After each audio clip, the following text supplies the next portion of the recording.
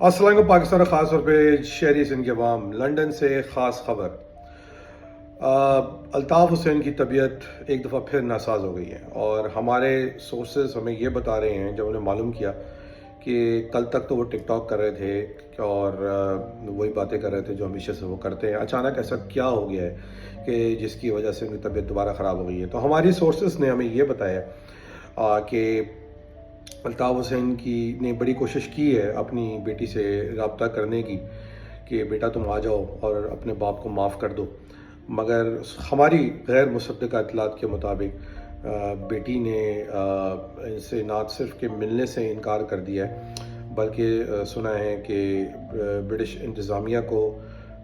Complaint بھی کر دی ہے، کیونکہ اگر آپ نے سنا ہو مبشر لقمان کی رپورٹ کے مطابق یہ ان کو رابطہ نہیں کر سکتا تھا، اس کے بعد بھی اس نے رابطہ کیا، الٹی کمپلینٹ بھی کر دی ہے اس کی۔ تو الطاف حسین ہماری رپورٹ کے حساب سے شدید ذہنی دباؤ کا جو ہے شکار ہے اس ٹائم پہ، اور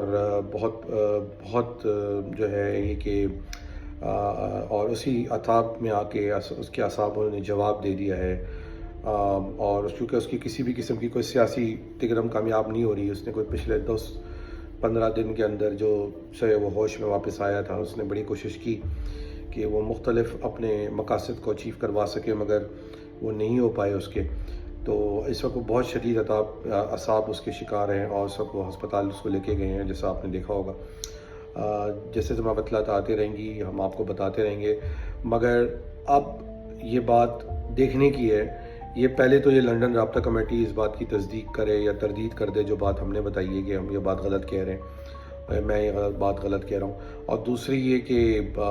دیکھنا یہ کہ پروف ان دا پڈنگ یہ ہوگی کہ کیا اب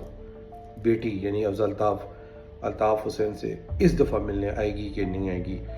پچھلی دفعہ تو نہیں آئی تھی، ابھی بھی اس نے نہیں آیا، اور اب دیکھتے ہیں کہ وہ آتی ہی نہیں آتی ہے، اور اب وہ نہیں آتی ہے تو یہ بہت سارے سوال اٹھا رہے ہیں کہ ایسا کیا ہوا تھا کہ بیٹی اپنے باپ سے ملنے نہیں آ رہی اتنے برے حال کے اندر۔ تاریخ گزار دیجیے،